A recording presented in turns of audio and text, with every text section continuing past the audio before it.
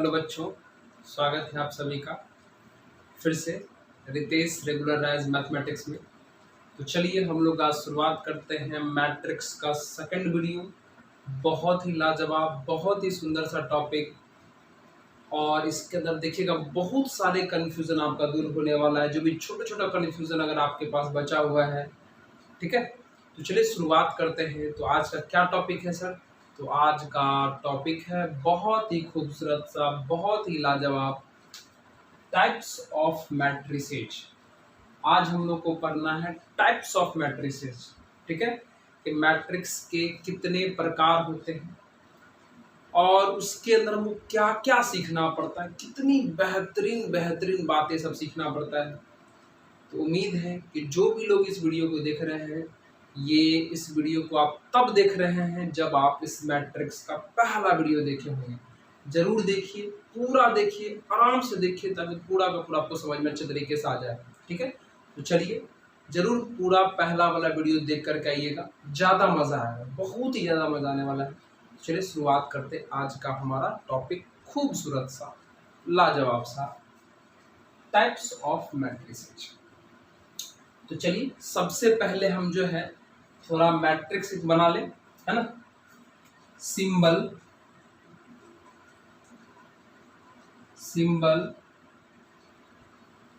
Of matrix, ठीक है। Matrix के टाइप को समझने से पहले थोड़ा मैट्रिक्स का सिंबल जान लेते हैं कि मैट्रिक्स का सिंबल यूज कैसे करते हैं। तो सिंबल ऑफ मैट्रिक्स, ठीक है, आपको पता होना चाहिए। हम लोग पिछले वीडियो में चर्चा भी कर चुके हैं कि मैट्रिक्स का जो साइन होता है वो इस तरीके से होता है। मैट्रिक्स का जो साइन होता है वो इस तरीके से रेक्टेंगल बॉक्स की तरह होता है। उसके अंदर आपको हम बताए थे कि रेक्टेंगुलर बॉक्स के अंदर क्या रहता है, एलिमेंट रहता है।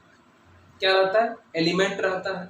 तो बाबू हम यहाँ पर मैट्रिक्स के सिंबल की बात कर रहे हैं। तो इस रेक्टेंगुलर बॉक्स के अंदर एलिमेंट ना रख करके एलिमेंट का सिंबल रखते हैं, यानी AIJ हम आपको बता दिए हैं कि एलिमेंट का सिंबल क्या होता है, AIJ।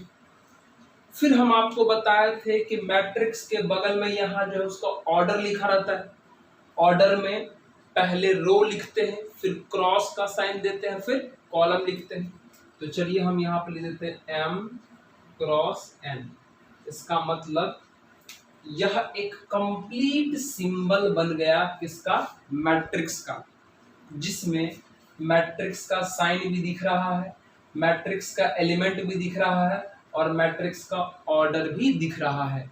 तो इस ऑर्डर में आप बाबू आपको पता है M का मतलब हुआ रो, N का मतलब हुआ कॉलम। ध्यान रखिएगा, ये जो हमारा M है वो है हमारा रो, नंबर ऑफ रो, और ये जो हमारा N है वो हम लोग को पता है नंबर ऑफ जो है कॉलम। ये तो आप लोग को अच्छे तरीके से पता होना चाहिए जानकारी। तो समझे, यही होता है किसी भी मैट्रिक्स का सिंबल, जिसमें मैट्रिक्स का साइन दिखा, मैट्रिक्स के अंदर का एलिमेंट दिखा, मैट्रिक्स का ऑर्डर दिखा। इस ऑर्डर में जो शुरू में लिखा रहता है जिसको हमने M कहा, उसको रो बोलते हैं, नंबर ऑफ रो बोलते हैं। इस जो बगल में लिखा रहता है, जो N है यहाँ पर लिखा हुआ, उसको नंबर ऑफ कॉलम बोलते हैं। इस सिंबल में याद रखिएगा, यहाँ जो M है वो नंबर ऑफ रो है, N जो है वो नंबर ऑफ कॉलम है। M जो है वो नंबर ऑफ रो है, N जो है वो नंबर ऑफ कॉलम है, ठीक है। तो चलिए शुरुआत करते हैं। सबसे पहला मैट्रिक्स आज का बहुत ही खूबसूरत सा, लाजवाब सा मैट्रिक्स का पहला साइन नंबर है रो मैट्रिक्स। रो मैट्रिक्स हम लोग को जानना है कि रो मैट्रिक्स क्या होता है। If M is equal to 1, if M is equal to 1, बाबू M क्या है? M हमने माना है नंबर ऑफ रो को, N को हमने क्या माना है, नंबर ऑफ कॉलम को, ठीक है, ध्यान रखिए। तो हमने कहा कि M इज इक्वल टू 1, यानी number of row is equal to 1, यानी अगर किसी भी मैट्रिक्स के पास, अगर किसी भी मैट्रिक्स के पास सिर्फ एक रो हो, सिर्फ एक रो हो, कॉलम कितना भी हो जाए मतलब नहीं है, अगर एक रो हो तो उस तरह के मैट्रिक्स को कहा जाता है रो मैट्रिक्स। रो मैट्रिक्स होने के लिए मैट्रिक्स के पास कितना रो चाहिए? एक रो। एग्जाम्पल जैसे कि देखो 1 4 5, हमने यहाँ एक मैट्रिक्स बनाया। अगर आप इस मैट्रिक्स को गौर से देखो तो रो का मतलब बता है हॉरिजेंटल लाइन, अब कॉलम का मतलब बता है वर्टिकल लाइन। अगर आप इस गौर से देखिए तो यहाँ से सिर्फ एक हॉरिजेंटल लाइन ड्रॉ हो सकता है, मतलब एक रो हुआ क्रॉस, एक वर्टिकल लाइन, दूसरा वर्टिकल लाइन, तीसरा वर्टिकल लाइन, यानी 3 कॉलम हुए।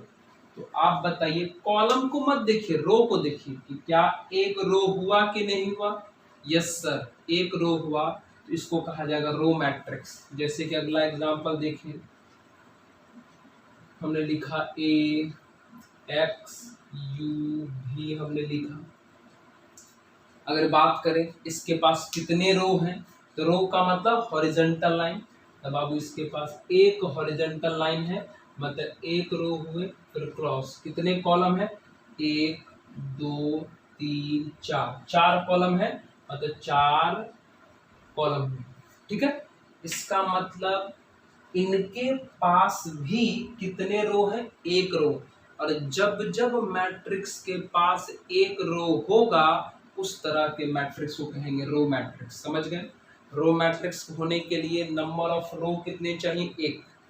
किसी भी मैट्रिक्स के पास अगर एक रो हो जाए उसे कहेंगे रो मैट्रिक्स। सावधान, रो की संख्या कितनी होनी चाहिए? एक। अगर एक रो उसे कहेंगे रो मैट्रिक्स। ठीक है, चलिए अब बात करते हैं सेकेंड टाइप्स का, जिसका नाम है कॉलम मैट्रिक्स। कॉलम मैट्रिक्स, अब ये तो ऊपर वाला की तरह ही है सर, हम समझ गए। अगर किसी मैट्रिक्स के पास एक रो होता है तो उसे रो मैट्रिक्स कहते हैं, और अगर किसी मैट्रिक्स के पास एक कॉलम होगा उसे कॉलम मैट्रिक्स, यानी number of column is equal to 1, यानी n का वैल्यू 1 होना चाहिए। n बाबू हम यहाँ नंबर ऑफ कॉलम को माने हैं, इसलिए अगर n मतलब नंबर ऑफ कॉलम, यानी अगर कॉलम का वैल्यू 1, यानी किसी भी मैट्रिक्स के पास, किसी भी मैट्रिक्स के पास अगर एक कॉलम हो तो उस तरह के मैट्रिक्स को कहा जाता है कॉलम मैट्रिक्स। क्या कहा जाता है? Column matrix. कितना कॉलम होना चाहिए? सिर्फ एक कॉलम। जैसे एग्जांपल देखो, जैसे कि हमने लिखा ए बी सी डी। गौर से देखिए, आप गौर से देखिए कितने रो हैं इसके पास। रो का मतलब हॉरिजॉन्टल लाइन, तो एक horizontal line, 2 horizontal line, 3 horizontal line, 4 horizontal line. तो हॉरिजॉन्टल लाइन 4 है, फिर क्रॉस। कॉलम का मतलब वर्टिकल लाइन, तो वर्टिकल लाइन तो सिर्फ बाबू एक ही होगा, इसका मतलब एक कॉलम। यानी इस मैट्रिक्स के पास 4 रो है, एक कॉलम है। तो रो को नहीं देखना है, देखना है कॉलम को। क्या कॉलम एक हुआ? यस सर, इसका मतलब इस मैट्रिक्स को क्या कहेंगे हम लोग? Column matrix. जैसे कि एग्जांपल एक और देखिए, 0 -1 2 4 7। गौर से देखिए इस मैट्रिक्स को, थोड़ा गौर से देखिए इस मैट्रिक्स को, तो बताइए इस मैट्रिक्स के पास कितने रो हैं? एक रो, 2 रो, 3 रो, 4 रो, 5 रो है, लेकिन कॉलम कितने हैं? सिर्फ एक कॉलम है ना? तो इस तरह के मैट्रिक्स को क्या लिखा जाएगा? Column matrix. समझ गए सर? समझे? रो मैट्रिक्स का मतलब एक रो होनी चाहिए, कॉलम मैट्रिक्स का मतलब एक कॉलम होने चाहिए। तो ये हमारा था 2 टाइप मैट्रिक्स का, कि रो मैट्रिक्स किसको बोलते हैं और कॉलम मैट्रिक्स किसको बोलते हैं। समझ गए?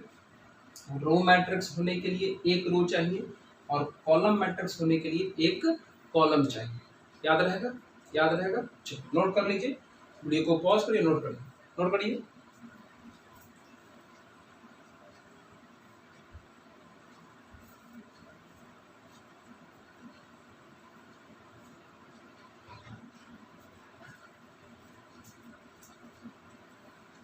चलिए नेक्स्ट हम लोग अब नेक्स्ट टाइप की बात करते हैं, ठीक है। बता दें, हम तेरी मोहब्बत में जो पागल रहते हैं, हम तेरी मोहब्बत में जो पागल रहते हैं, दीवाने भी अब हमको दीवाना कहते हैं। चलो अब हम लोग को जानना है थर्ड नंबर। थर्ड नंबर क्या है बाबू? थर्ड नंबर को बोलते हैं horizontal, horizontal matrix, horizontal matrix, ठीक है। क्या है? If m less than n,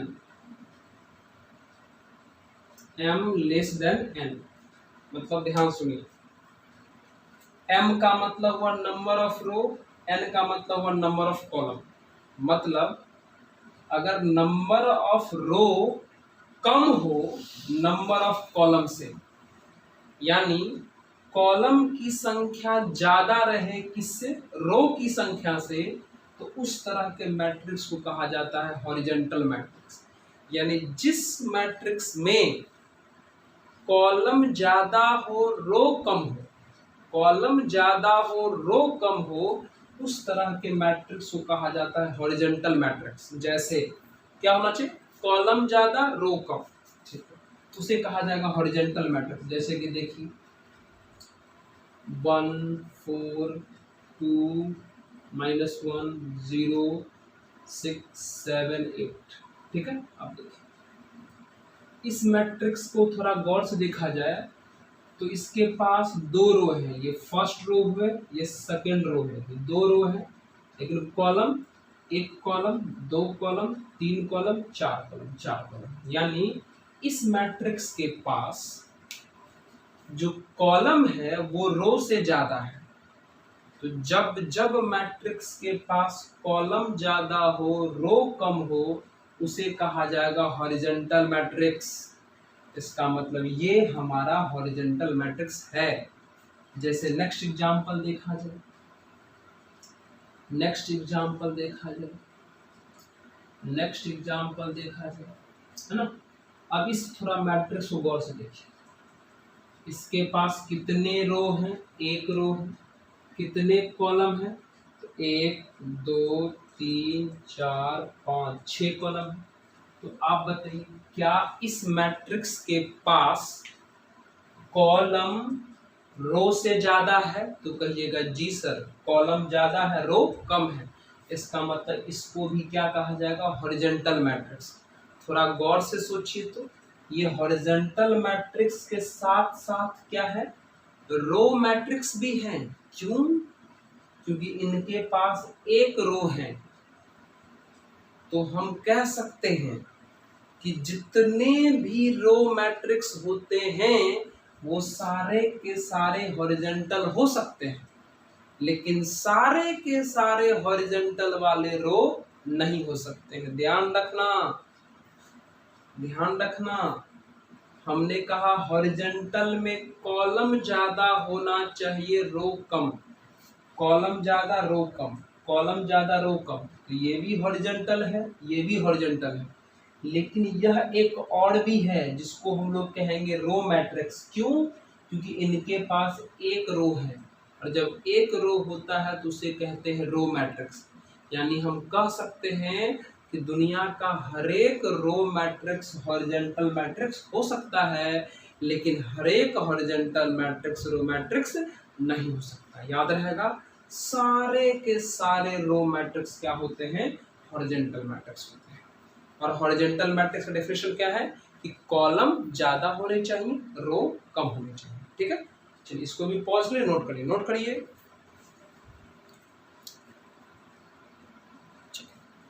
next अब हम लोग जानते हैं third number.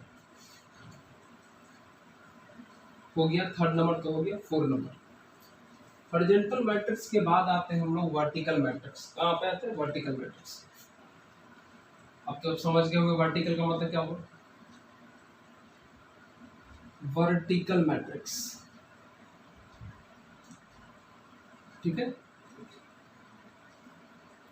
If m greater than n, m का मतलब अब रो, n का मतलब कॉलम, यानी अगर किसी मैट्रिक्स के पास, उल्टा पिछले वाले का, अगर किसी मैट्रिक्स के पास रो ज्यादा हो कॉलम कम हो, वर्टिकल मैट्रिक्स होने के लिए रो की संख्या ज्यादा होना चाहिए कॉलम की संख्या से, यानी रो ज्यादा रहे कॉलम कम रहे, उसे कहते हैं horizontal vertical matrix. Vertical matrix में क्या होगा? रो ज्यादा होगा कॉलम कम होगा। जैसे समझो समझो समझो मेरे यार, समझो, ये देखो, ये एक मैट्रिक्स, थोड़ा गौर से देखो, इनके पास कितने रो हैं? 1 2 3 4, 4 रो हैं। कितने कॉलम हैं? 1 2, 2 कॉलम है। तो बताइए क्या इस मैट्रिक्स के पास रो ज्यादा है कॉलम कम है? तो कहिएगा यस सर, इस मैट्रिक्स के पास रो ज्यादा है कॉलम कम है। और जब जब रो कॉलम से ज्यादा होगा उसका नाम क्या पड़ेगा? वर्टिकल मैट्रिक्स, यानी यह वर्टिकल मैट्रिक्स है। एग्जाम्पल नेक्स्ट अगर बात करें,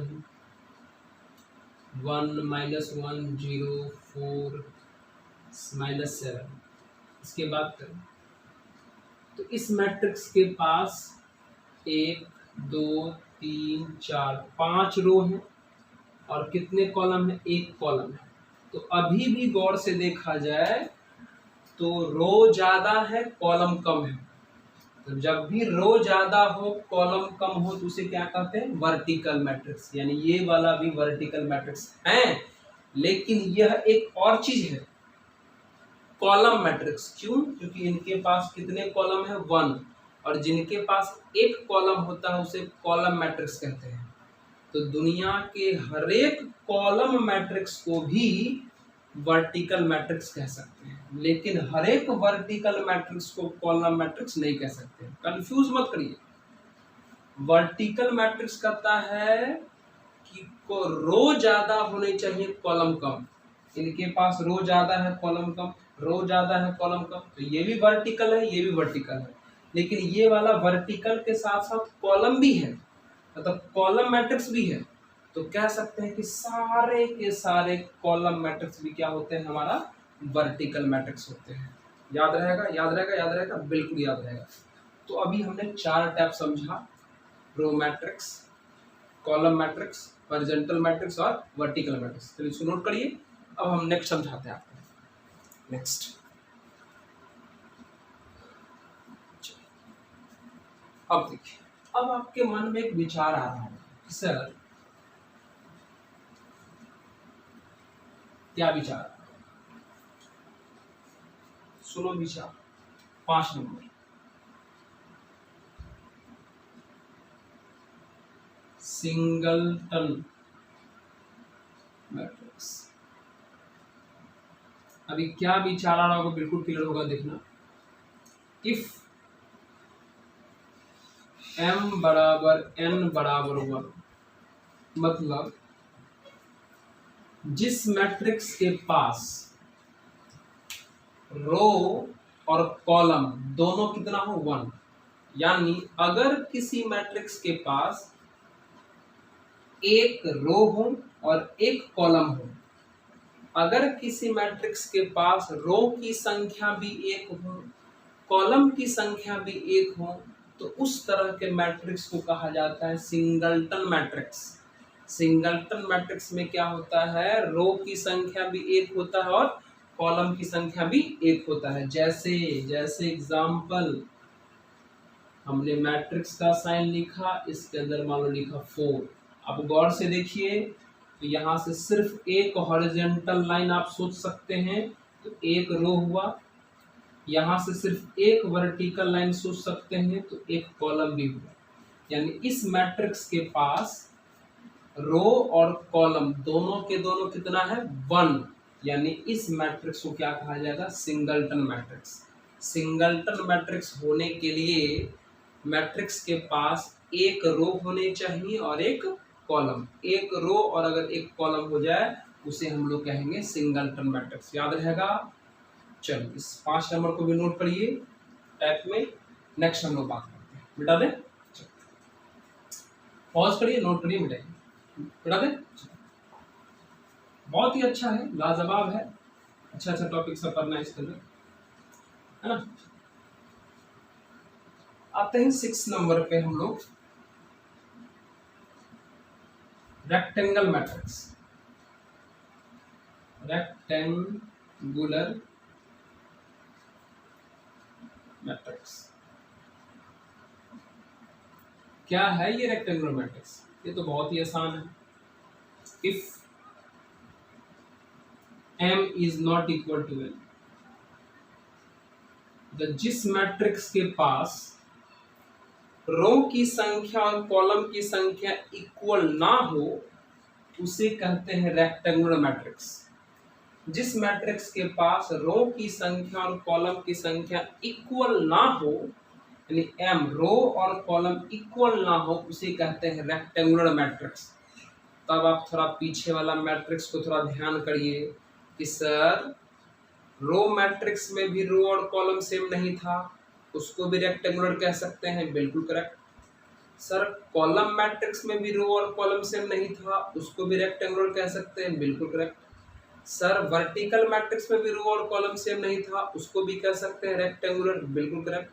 सर हॉरिजॉन्टल वाला में भी रो और कॉलम सेम नहीं था, उसको भी कह सकते हैं रेक्टेंगुलर, बिल्कुल करेक्ट। समझ में आया?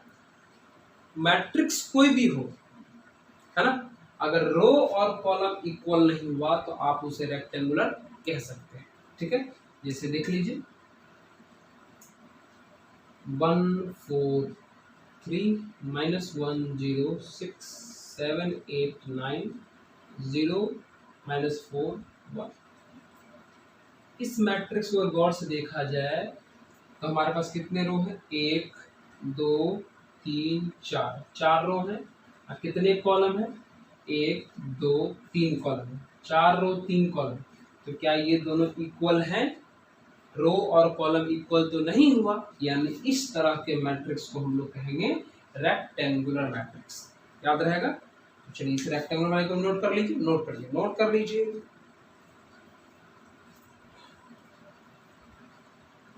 चलिए बहुत बढ़िया। चलिए नेक्स्ट हमारा टाइप आता है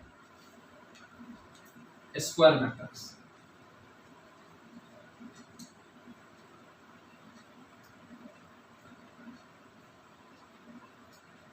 तू धरती पे चाहे जहां रहेगी। Square matrix. तुझे तेरी खुशबू से पहचानूंगा। चलिए क्या ये square matrix? If m is equal to n, मतलब अगर किसी भी मैट्रिक्स के पास जितना रो हो उतना ही कॉलम हो उसे कहते हैं स्क्वायर मैट्रिक्स। बहुत ही काम का है ये स्क्वायर मैट्रिक्स, बहुत ही काम का, बहुत ही काम का।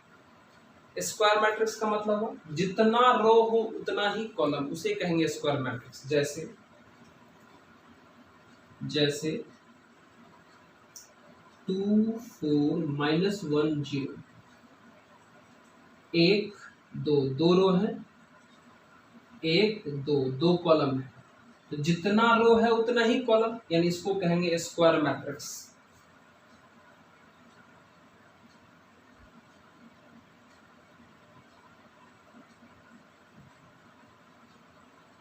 ठीक है, यहां देखिए इस मैट्रिक्स के पास भी 1 2 3, 3 रो है और 1 2 3 कॉलम है। तो जितना रो है उतना कॉलम, यानी इसको भी कहेंगे स्क्वायर मैट्रिक्स। ये भी हमारा स्क्वायर मैट्रिक्स है, ये भी हमारा स्क्वायर मैट्रिक्स है। तो स्क्वायर मैट्रिक्स के पास जितने रो होते हैं उतने ही कॉलम होते हैं। याद रखिएगा, स्क्वायर मैट्रिक्स के पास जितने रो होंगे उतने ही कॉलम होंगे। ये बात अच्छे तरीके से याद रहना चाहिए, बहुत ही आसान था, इसको नोट कर लीजिए। आगे बढ़ते हैं। अब जैसे जो भी आगे टाइप्स पढ़ने वाले हैं उस टाइप पर आपको अच्छे ढंग से ध्यान रखना है। अब क्या है वो चीज, थोड़ा आप हमारी बात को समझिए अच्छे ढंग से। क्या है सर, समझिए। हम आपको पिछले वीडियो में डायगोनल के बारे में बताए थे। क्या बताए थे? डायगोनल। अगर आपको याद होगा और अगर आप पिछला वीडियो देखे हैं तो बहुत अच्छी बात है। डायगोनल के बारे में हम डिटर्मिनेंट में भी बताए थे। क्या बताए थे सर? हम यहाँ भी समझाते हैं। हम बताए थे कि डायगोनल मैट्रिक्स डायगोनल वाला टर्म का जो चर्चा है सिर्फ और सिर्फ उस मैट्रिक्स में करना है जिस मैट्रिक्स के पास जितना रो हो उतना ही कॉलम हो। यानी जिस मैट्रिक्स के पास जितना रो हो उतना ही कॉलम, डायगोनल का चर्चा सिर्फ और सिर्फ उसी में होगा। यानी जितना रो उतना कॉलम वाले मैट्रिक्स को तो कहते हैं स्क्वायर वाला मैट्रिक्स। मतलब मैट्रिक्स के पास जितना रो हो और जितना कॉलम हो उसको क्या कहते हैं? Square matrix. यानी सिर्फ और सिर्फ स्क्वायर मैट्रिक्स में ही डायगोनल का चर्चा करना पॉसिबल है। बाकी स्क्वायर मैट्रिक्स के अलावा कोई भी मैट्रिक्स हो जाए उसमें डायगोनल का चर्चा नहीं कर सकते। याद रखिएगा, पिछले क्लास में भी समझा दिए थे कि डायगोनल का चर्चा सिर्फ और सिर्फ स्क्वायर मैट्रिक्स में करिएगा। क्यों? क्योंकि स्क्वायर मैट्रिक्स में जितना रो होते हैं उतना ही कॉलम। सर ऐसा क्या बताने वाले हैं आप? देखो क्या बताने वाले, ध्यान से सुनिए। ठीक है, सबसे पहला ध्यान सुनिएगा, 8 number identity matrix. Identity matrix, इस मैट्रिक्स को हम लोग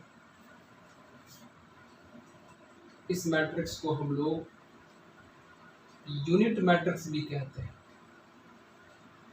मतलब आइडेंटिटी मैट्रिक्स को आप बड़ा प्रेम से यूनिट मैट्रिक्स भी कह सकते हैं। क्या होता है सर? आइडेंटिटी मैट्रिक्स कहता है, बस जितना सिंपल बात समझा रहे वो याद रखेगा।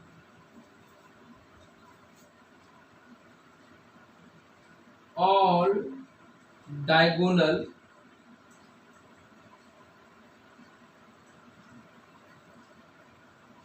elements are all diagonal elements should be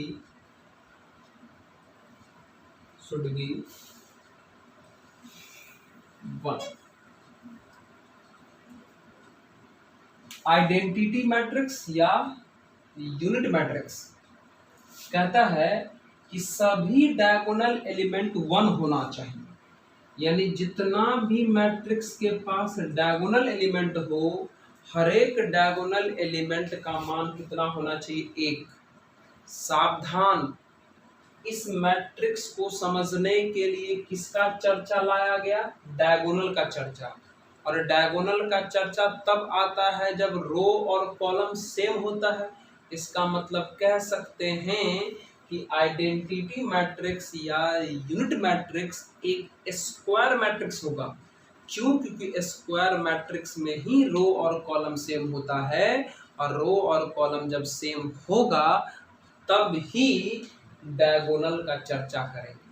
तो समझ में आया कि आइडेंटिटी मैट्रिक्स या यूनिट मैट्रिक्स एक स्क्वायर मैट्रिक्स होता है, क्योंकि हमको यहाँ डायगोनल का चर्चा हो चुका है। तो समझिए क्या है हमारा आइडेंटिटी मैट्रिक्स। तो हमारा कहा आइडेंटिटी मैट्रिक्स कि डायगोनल का एलिमेंट 1 होना चाहिए। किसका चर्चा है? डायगोनल का। तो डायगोनल का चर्चा है तो पहले जितना रो है उतना कॉलम बनाइए। तो पहले जितना रो है उतना हमने कॉलम बना लिया। ठीक है, अब आपको पता है, क्या पता है कि लेफ्ट के टॉप से राइट के बॉटम तक, यानी ये जो इलाका है ये है डायगोनल वाला इलाका। अब बाकी जो बच गए ये सब है नॉन डायगोनल। तो हमने क्या कहा कि आइडेंटिटी मैट्रिक्स या यूनिट मैट्रिक्स होने के लिए डायगोनल में एलिमेंट कितना होना चाहिए, 1।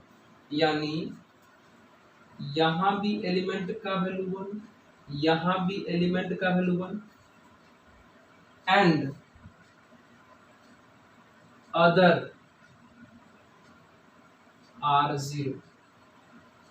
मतलब डायगोनल का वैल्यू 1 होना चाहिए, अब बाकी जो बच गया उसका वैल्यू होना चाहिए 0। उसे ही कहा जाता है आइडेंटिटी मैट्रिक्स। यानी यह हमारा आइडेंटिटी मैट्रिक्स हुआ। क्यों? क्योंकि इस आइडेंटिटी मैट्रिक्स में सभी डायगोनल का वैल्यू 1 है और बाकी सब 0 है। जैसे कि समझिए फिर से मान लीजिए हम एक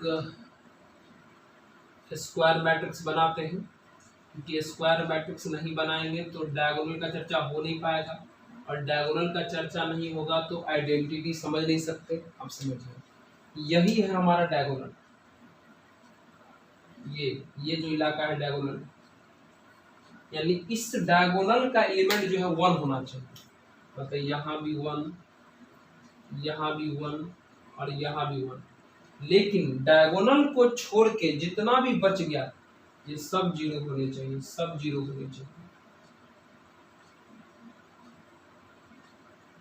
यही है हमारा आइडेंटिटी मैट्रिक्स। ध्यान रखिएगा, आइडेंटिटी मैट्रिक्स एक स्क्वायर मैट्रिक्स होता है, पहली बात। दूसरी बात, आइडेंटिटी मैट्रिक्स के डायगोनल का हर एक एलिमेंट 1 होता है।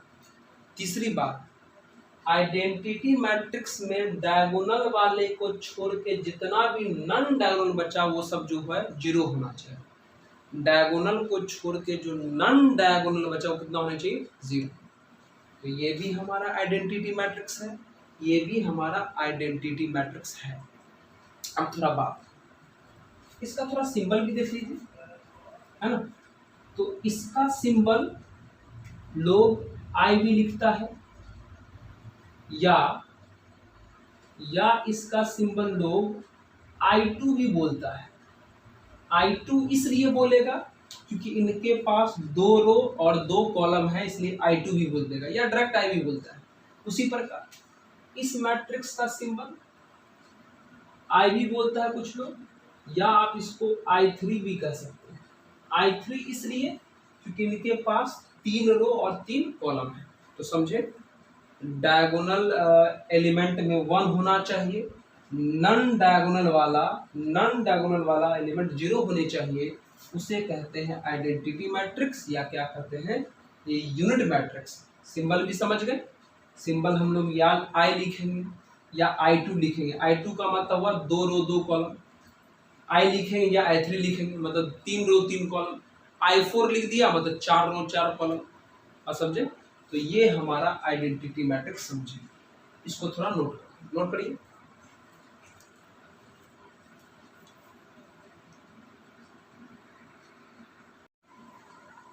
चलिए, तो ये था हमारा आइडेंटिटी मैट्रिक्स। नेक्स्ट बात करें, शुरू करते हैं, करें।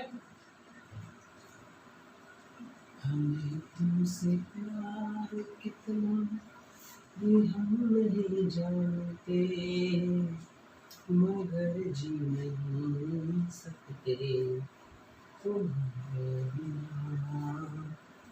ओ हमें तुमसे प्यार कितना। चलो 9 नंबर। अब हम लोग को जानना है स्केलर मैट्रिक्स। स्केलर मैट्रिक्स जानते हैं कि स्केलर मैट्रिक्स किसको बोलते हैं, ठीक है। समझिए, इफ ऑल diagonal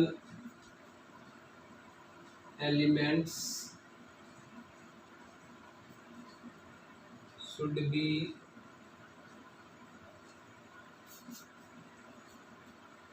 zero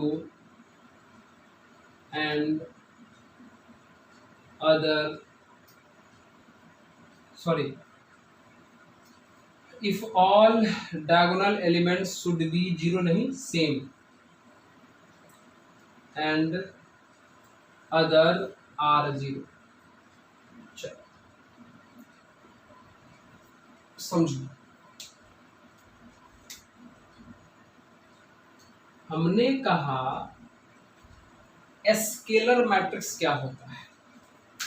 बाबू फिर से देखो, स्केलर मैट्रिक्स में डायगोनल का चर्चा आ गया, यानी इस मैट्रिक्स में भी जितने रो हैं उतने कॉलम होंगे, यानी इस मैट्रिक्स को भी हम लोग स्क्वायर मैट्रिक्स कह सकते हैं कि जिनके पास जितने रो जितने कॉलम होंगे उसको हम लोग स्क्वायर मैट्रिक्स कहेंगे। तो स्केलर मैट्रिक्स भी हमारा जो है स्क्वायर है, क्यों? क्योंकि इसमें डायगोनल का चर्चा आ गया। अब क्या होता है स्केलर?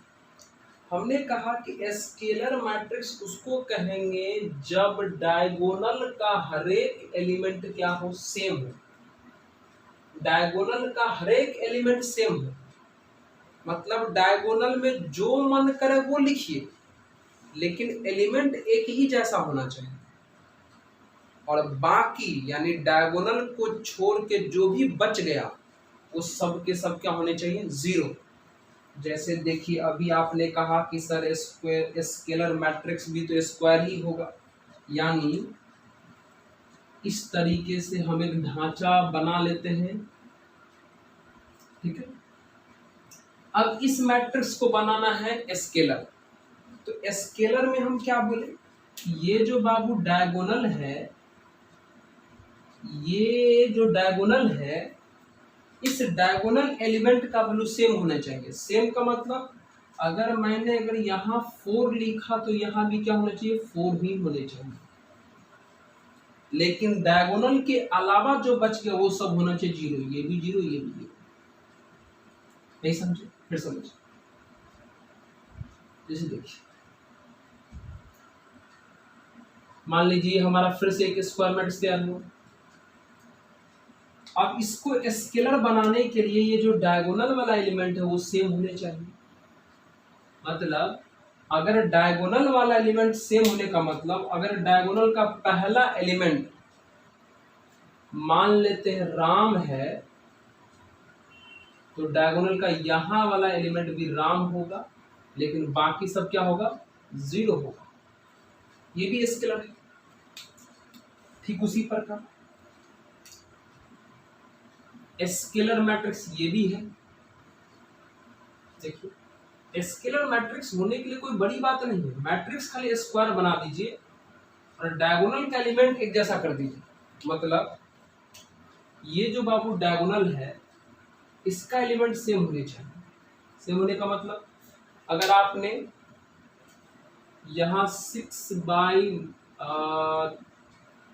मान लीजिए 7 लिखा, तो यहाँ भी 6 बाई 7 होने चाहिए और यहाँ भी 6 बाई 7 होना चाहिए, लेकिन बाकी सब जीरो होने चाहिए। इसको कहेंगे स्केलर मैट्रिक्स। स्केलर मैट्रिक्स का बाबू क्या कहानी है? स्केलर मैट्रिक्स का कहानी है कि डायगोनल वाला एलिमेंट सेम होने चाहिए और बाकी सब जीरो। तब आप लोग सोच रहेंगे सर अभी तुरंत पीछे आइडेंटिटी मैट्रिक्स पढ़े हैं, आइडेंटिटी मैट्रिक्स में भी तो डायगोनल वाला सेम था। क्यों? क्योंकि डायगोनल में सब तो 1 1 ही लिखते थे। तो क्या सर आइडेंटिटी को स्केलर कह सकते हैं? जी जी, आइडेंटिटी को भी स्केलर कह सकते हैं। क्यों? क्योंकि आइडेंटिटी मैट्रिक्स में भी डायगोनल वाला एलिमेंट सेम होता है, यानी आइडेंटिटी मैट्रिक्स भी स्केलर मैट्रिक्स है। स्केलर मैट्रिक्स कहता है कि मेरे डायगोनल के एलिमेंट सेम होने चाहिए।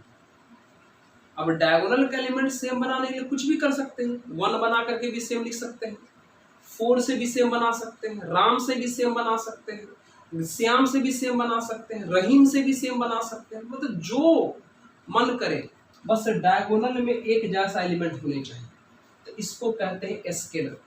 इसका मतलब आइडेंटिटी मैट्रिक्स में भी डायगोनल वाला सेम था, यानी आइडेंटिटी वाले मैट्रिक्स को भी हम लोग स्केलर मैट्रिक्स कह सकते हैं, निसकन, बिना किसी कंफ्यूजन के। एक शुद्ध हिंदी बोलने के चक्कर में मेरा आवाज फंस गया, ठीक है। तो चलिए इसको अब नोट करिए।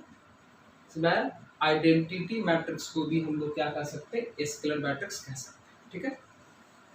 नोट करें, चलो नोट करिए इसको, पॉज करिए वीडियो को, नोट करिए।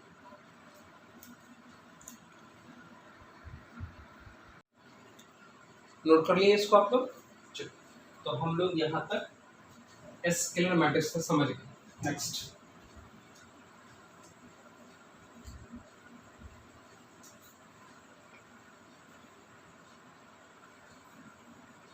बहुत खूबसूरत गजल लिख रहा हूँ, तुम्हें देख कर आजकल लिख रहा हूँ। चलिए 10 नंबर। अब जानना है हमको डायगोनल मैट्रिक्स। डायगोनल मैट्रिक्स क्या होता है ये जानना है, फिर डायगोनल मैट्रिक्स से शुरू होता है, ठीक है। समझिए, लिखते हैं, if all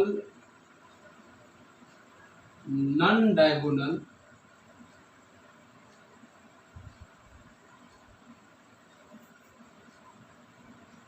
elements are zero। गौर से थोड़ा देखिए, हमने डायगोनल मैट्रिक्स का डेफिनेशन आपको क्या लिखा है। हमने आपको डायगोनल मैट्रिक्स का डेफिनेशन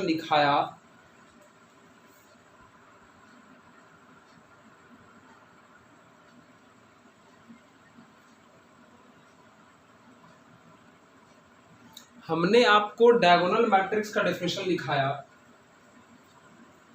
कि ऐसा मैट्रिक्स जिसमें नॉन डायगोनल, मतलब जो डायगोनल में नहीं हो, वो सब के सब क्या होना चाहिए, जीरो। तो अब आप कहिएगा सर, ये बात तो पहले से भी समझते आ रहे हैं कि जो डायगोनल में नहीं हो वो जीरो होने चाहिए, लेकिन डायगोनल में जो होगा वो क्या होने चाहिए। तो हम आपको आइडेंटिटी में समझा दिए कि 1 होने चाहिए, स्केलर में समझा दिए कि डायगोनल में सेम होने चाहिए, लेकिन डायगोनल मैट्रिक्स में डायगोनल एलिमेंट को जो मन करे वो लिख सकते हैं आप। खाली ध्यान रखिएगा कि नॉन डायगोनल वाला कितना रहना चाहिए, 0। यानी डायगोनल एलिमेंट जो मन करे सेम भरना हो सेम भरिए, अलग अलग भरना हो अलग अलग भरिए, 0 भरना हो 0 भरिए, जो भरना हो भरिए, लेकिन नॉन डायगोनल वाले को हर हाल में क्या रहना चाहिए, 0। जैसे कि एग्जाम्पल समझाइए सर, जैसे इसमें भी बाबू डायगोनल का चर्चा है। किसका, डायगोनल का। इसका मतलब ये मैट्रिक्स भी हमारा जो है स्क्वायर ही होगा। तो हमने क्या कहा, ये जो डायगोनल है, इस डायगोनल एलिमेंट में जो मन करे वो भर दीजिए। मेरा मन किया यहाँ पर राम लिखने का, भर दिए। मेरा मन किया यहाँ करीम लिखने का, हम करीम भर दिए, कोई दिक्कत नहीं। लेकिन ये जो नॉन डायगोनल बच गया, ये हर हाल में 0 होने चाहिए। यही है हमारा डायगोनल मैट्रिक्स। फिर से समझिए, जैसे कि मान लीजिए हमने एक मैट्रिक्स लिखा, एक मैट्रिक्स बनाया, ये इसमें भी डायगोनल का चर्चा है ना। तो हमने अभी कहा कि ये जो डायगोनल वाला एलिमेंट है, जो मन करे वो भर सकते हैं। जैसे मेरा मन किया यहाँ 1 लिखने का, हम यहाँ 1 लिखेंगे। मेरा मन किया यहाँ पर -4 लिखने का, तो हम यहाँ -4 लिखेंगे। मेरा मन किया यहाँ पर 10 लिखने का, 10 लिखेंगे। मतलब डायगोनल एलिमेंट को जो मन करे वो भर सकते हैं। किस केस में? डायगोनल मैट्रिक्स के केस में। लेकिन नॉन डायगोनल जो बच गया वो हर हाल में क्या होने चाहिए? 0। इस तरह के मैट्रिक्स को कहा जाता है डायगोनल मैट्रिक्स। अब समझिए, अब आपके मन में विचार रहा होगा, सर इसके आधार पे तो आइडेंटिटी मैट्रिक्स भी डायगोनल हो सकता है। क्यों? क्योंकि आइडेंटिटी मैट्रिक्स में भी डायगोनल में भी आप जब आप बोलिए रहे हैं कि डायगोनल एलिमेंट कुछ भी हो सकता है, तो डायगोनल में हम 1 1 1 ही भर देंगे, तो क्या दिक्कत है? कोई दिक्कत नहीं। इसका मतलब सर आइडेंटिटी वाले को डायगोनल बोल सकते हैं, तो मेरा जवाब है बिल्कुल 100% बोल सकते हैं। फिर आपका क्वेश्चन उठेगा कि सर स्केलर मैट्रिक्स को डायगोनल बोल सकते हैं, तो आपसे हम बोलेंगे कि बिल्कुल स्केलर मैट्रिक्स को भी हम डायगोनल मैट्रिक्स कह सकते हैं। बिल्कुल, यानी सारे के सारे आइडेंटिटी, सारे के सारे स्केलर, सब मैट्रिक्स जो है वो डायगोनल मैट्रिक्स होता है। डायगोनल मैट्रिक्स को सिर्फ और सिर्फ इस बात से मतलब है कि नॉन डायगोनल वाला एलिमेंट 0 होने चाहिए। डायगोनल में आप क्या लिखते हो उससे उसको फर्क नहीं पड़ता है। सेम लिखना हो सेम लिखो, अलग अलग लिखना हो अलग अलग लिखो, कोई दिक्कत नहीं। ठीक है। अब अगली बात है कि इस डायगोनल मैट्रिक्स का एक सिंबल होता है ना? कैसे? ये क्या है? डायगोनल। तो हम लोग क्या करते हैं इसका सिंबल लिखने के लिए? डायगोनल का शॉर्ट फॉर्म DAG, डैग लिख लेते हैं। इसका सिंबल मतलब डायगोनल मैट्रिक्स का सिंबल बना रहे हैं। ठीक है ना?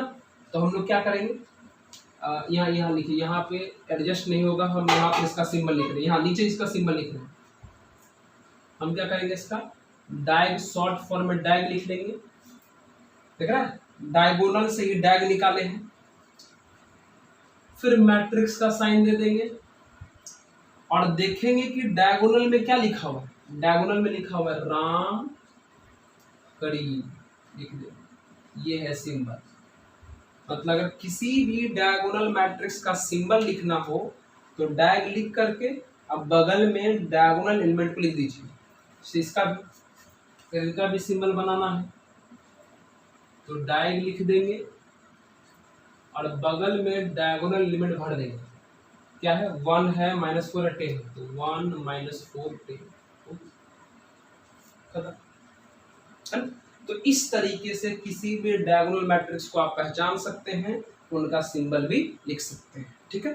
थोड़ा इस पे थोड़ा और चर्चा करते हैं, थोड़ा नोट करिए इसको। हाँ, थोड़ा इस पे चर्चा और करते हैं। अब जैसे कि हमारा बात समझिए, चर्चा क्या है समझिए।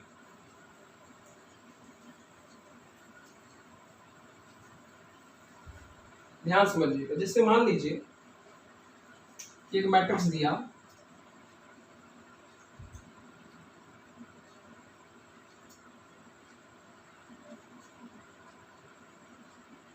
ठीक है, और अगर इसको डायगोनल बनाना है तो हम क्या करेंगे? डायगोनल मैट्रिक्स अगर बनाना है तो हम क्या करेंगे? इस डायगोनल एलिमेंट को जो मन करेगा मेरा वो भर देंगे। 6 लिख दिए, 7 लिख दिए, 8 लिख दिए, और बाकी जो बच गया वो सब क्या लिख देंगे? 0। ठीक है, लिख दिए। इसका सिंबल अगर लिखना होगा तो क्या लिखेंगे? डायग, DAG, डैग। अब बगल में सारा डायगोनल एलिमेंट। डायगोनल एलिमेंट क्या है? 6 7 8 लिख दिए। लेकिन कभी कभी ऐसा भी होगा कि डायरेक्ट डायगोनल एलिमेंट का सिंबल लिखल रहेगा, सॉरी डायरेक्ट डायगोनल मैट्रिक्स का सिंबल लिखल रहेगा, ऐसे डायग लिख देगा ALM, कहेगा ये जो डायगोनल मैट्रिक्स है इससे कंप्लीट मैट्रिक्स बनाइए। तो कैसे बनाएंगे, बहुत आसान। डायगोनल मैट्रिक्स के सिंबल में एलिमेंट कितने दिख रहे हैं, 3। डायगोनल मैट्रिक्स के सिंबल में एलिमेंट कितने दिख रहे हैं, 3। तो जितने एलिमेंट होंगे उतने रो और उतने कॉलम बना देना। 3 गो रो है तो 3 रो और 3 कॉलम वाला एक मैट्रिक्स बनाओ। जितने एलिमेंट रहेंगे उतने, डायगोनल में जितने एलिमेंट रहेंगे उतने रो और उतने कॉलम वाला एक मैट्रिक्स बना लिए। अब है ALM, क्या है ALM, तो ALM को भर दो डायगोनल में, अब बाकी जो बच गया उसको लिख दो नॉन डायगोनल में यानी 0। यही है मैट्रिक्स से सिंबल बनाना, और यहाँ सीखे हम सिंबल से मैट्रिक्स बनाना। समझ गए? सिंबल में देख लेना कि कितना एलिमेंट लिखा है, जितना एलिमेंट उतना रो और उतना कॉलम वाला एक मैट्रिक्स बना लीजिएगा। जैसे कि फिर से समझ सकते हैं, जैसे कि मान लीजिए लिखा हुआ है डायग 10 - 10, ठीक है। तो बाबू डायगोनल में 2 एलिमेंट है, इसका मतलब 2 रो और 2 कॉलम वाला एक मैट्रिक्स बना लेंगे। एलिमेंट में क्या है, 10 -10, तो 10 और -10 को भर देंगे डायगोनल में, अब बाकी भर देंगे 0। इसी को कहते हैं डायगोनल मैट्रिक्स, ठीक है। तो यही था हमारा डायगोनल मैट्रिक्स। तो हम सिंबल भी सीखे, उसके बारे में भी समझे, तो थोड़ा इसको नोट कर लीजिए। नोट कर लीजिए, तो चलिए नोट कर लीजिए।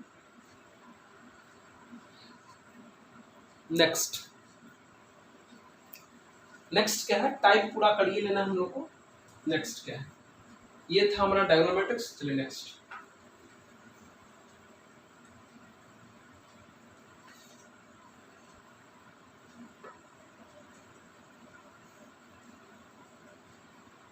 अब आता है 10 नंबर था ना, ये 10 ही था ना, तो देख लीजिएगा 11 नंबर हम लिखते हैं इसे। लोअर ट्रायंगुलर मैट्रिक्स, किसको बोलते हैं, लोअर ट्रायंगुलर मैट्रिक्स किसको बोलते हैं, ये सीखना है हम लोग को कि लोअर ट्रायंगुलर मैट्रिक्स किसको बोलेंगे। तो समझिए क्या है हमारा लोअर ट्रायंगुलर मैट्रिक्स। शुरू करें, लिख देते हैं, if all elements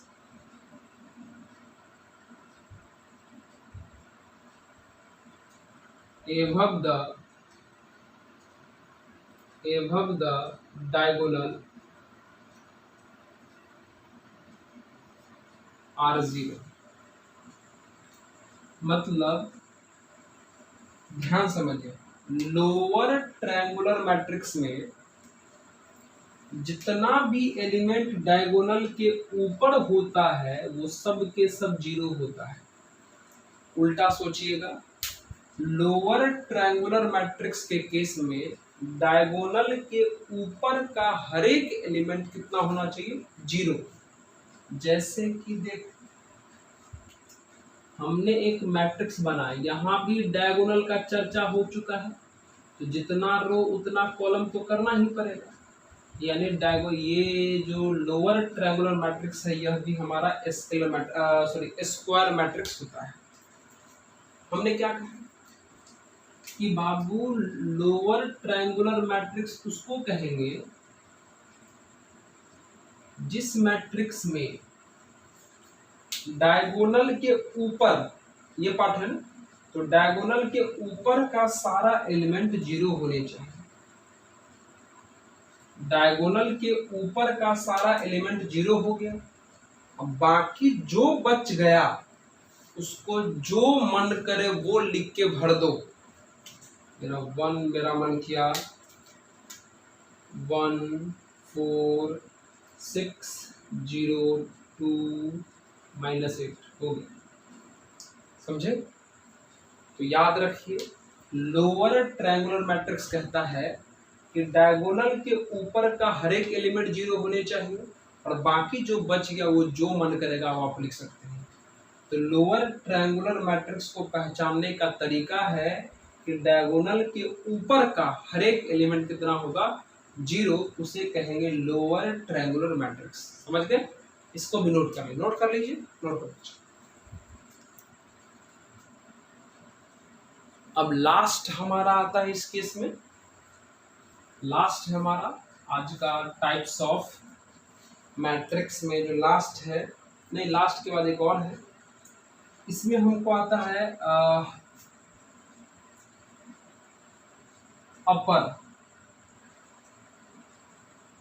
upper triangular matrix. Upper triangular matrix में क्या होता है, थोड़ा डेफिनेशन में हल्का सा चेंज करेंगे यहाँ पर, उल्टा सोचिए। लोअर वाले में क्या था, लोअर वाला में क्या था कि डायगोनल के ऊपर का एलिमेंट 0 था, लेकिन अपर ट्रायंगुलर मैट्रिक्स में क्या होता है, अपर ट्रायंगुलर मैट्रिक्स में क्या होता है कि डायगोनल के बिलो मतलब नीचे वाला, मतलब डायगोनल के नीचे का सारा एलिमेंट 0 होता है। यानी ऐसा एक मैट्रिक्स बना लेते हैं, यहाँ भी रो और कॉलम सेम होने चाहिए, ठीक है। अपर ट्रायंगुलर मैट्रिक्स में हम क्या बोले कि ये जो बाबू डायगोनल है, ये जो बाबू डायगोनल है, इस डायगोनल के नीचे का हर एक एलिमेंट 0 होने चाहिए।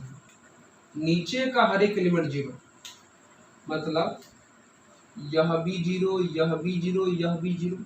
अब बाकी जो बच गया वो जो मन करे भर दो, 4 5 6 -1 2 -2। तो समझे, अपर ट्रायंगुलर का मतलब हुआ डायगोनल के नीचे का हर एक एलिमेंट 0 और लोअर ट्रायंगुलर का मतलब हुआ डायगोनल के ऊपर का हर एक एलिमेंट 0, है ना। बाकी जो बच जाता है वो जो मन करे वो भर सकते हैं। तो यही था हमारा लोअर ट्रायंगुलर मैट्रिक्स, जिसमें डायगोनल के ऊपर का एलिमेंट 0 हुआ था। अब था अपर ट्रायंगुलर मैट्रिक्स, जिसमें डायगोनल के नीचे का सारा एलिमेंट 0 है, तो इसे कहते हैं अपर ट्रायंगुलर मैट्रिक्स। उल्टा है, अपर के केस में नीचे का एलिमेंट 0 होगा और लोअर के केस में ऊपर का एलिमेंट 0 होगा। इसके ऊपर का, डायगोनल के ऊपर का, याद होगा। चलिए इसको भी नोट कर लीजिए। अब आज का और लास्ट हमारा जो टाइप है वो है हमारा, क्या है लास्ट टाइप मैट्रिक्स में, जिसको हम लोग कहते हैं जीरो मैट्रिक्स। जीरो मैट्रिक्स, या आप इसको नल मैट्रिक्स भी कह सकते हैं। जीरो मैट्रिक्स को आप नल मैट्रिक्स भी कह सकते हैं,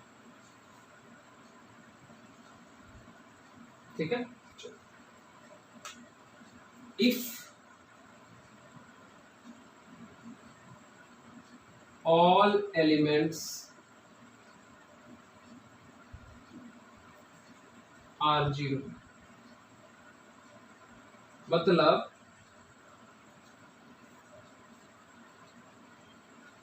वैसा मैट्रिक्स, आप देख लो इनके डेफिनेशन में डायगोनल का चर्चा नहीं हुआ है।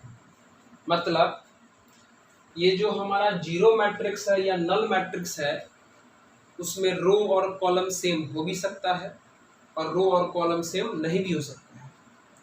मतलब हमारा ये मैट्रिक्स है वो इस तरीके का भी हो सकता है जिसमें रो और कॉलम सेम नहीं है, और हमारा जो मैट्रिक्स है वो इस तरीके का भी हो सकता है जिसमें रो और कॉलम सेम है। कौन सा?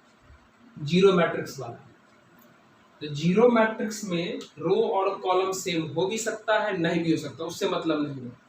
मतलब किससे है कि जीरो मैट्रिक्स कहता है कि मेरे अंदर लिखा हर एक एलिमेंट 0 होना चाहिए।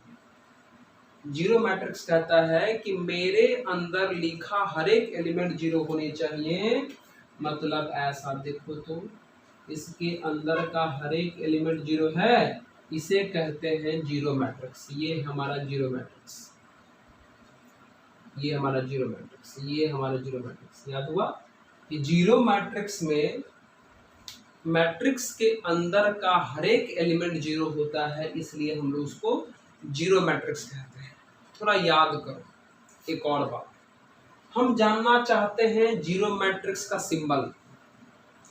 बाबू जीरो मैट्रिक्स का जो सिंबल है वो जीरो ही होता है। कुछ लोग इसको ओ बोलता है, ओ, लेकिन आप चिंता मत करो, आप इसको जीरो ही बोलो। जीरो मैट्रिक्स का क्या होता है? Symbol zero. ये सिंबल है, कोई भी लड़का गलती से इसको वैल्यू मत समझ लेना। Symbol, not a value. Zero matrix का वैल्यू जीरो होता है, ये मत समझना। जीरो मैट्रिक्स का ये क्या है? एक सिंबल है जो जीरो ही है। जीरो मैट्रिक्स का सिंबल जीरो ही है। कुछ लोग इसको ओ भी बोलता है, मतलब आप ओ मत बोलिए, इतना याद रखें। जीरो मैट्रिक्स का सिंबल जीरो होता है, ये सिंबल है जीरो, वैल्यू नहीं है। उसी प्रकार यह भी जीरो मैट्रिक्स है, तो इस जीरो मैट्रिक्स का भी सिंबल क्या बनेगा? जीरो बनेगा। समझ में आया? ये जीरो इस मैट्रिक्स का वैल्यू नहीं है, सिंबल है। ठीक है, तो याद रखिएगा कि जीरो मैट्रिक्स किसको बोलते हैं और जीरो मैट्रिक्स का सिंबल क्या होता है। जीरो मैट्रिक्स का सिंबल जीरो ही होता है, ठीक है, उसका वैल्यू नहीं है। हम आपको बताएंगे आगे जाकर के कि मैट्रिक्स का जो वैल्यू है वो नंबर में नहीं आता है, और जब मैट्रिक्स का वैल्यू नंबर में अगर आ जाए तो वो क्या कहलाएगा, वो सारा चर्चा करेंगे। लेकिन अभी फिलहाल हम लोग हैं टाइप्स ऑफ मैट्रिक्स पे। तो क्या समझे आप, जीरो मैट्रिक्स क्या होता है या नल मैट्रिक्स क्या होता है? तो हम लोग ये आज के इस वीडियो में इतना ही तक रखेंगे। ठीक है, उम्मीद है कि आप लोग को बहुत अच्छे तरीके से पूरा टाइप समझ में आ गया होगा। ठीक है, अच्छा ढंग से आप इसको पढ़िएगा, मज़ा आने वाला है, बहुत ही ज़्यादा मज़ा आएगा। और पूरा का पूरा वीडियो देखिए, अगर पढ़ना है ना, बहुत पूरा का पूरा वीडियो देखिए। और ध्यान रखें, अगर वीडियो अच्छा लगता हो तो वीडियो को लाइक ज़रूर करिएगा, सब्सक्राइब भी बहुत करिए, और ज़्यादा से ज़्यादा दोस्तों में, लोगों में शेयर करिए ताकि और भी लोग पढ़ें। ठीक है, अच्छा लगे हमें भी और आपको भी। तो चलिए, देखते रहिए, मुस्कुराते रहिए। रितेश रेगुलर राइज मैथमेटिक्स हमेशा आप लोगों के साथ तैयार रहेगा। चलिए, धन्यवाद आज के लिए बस।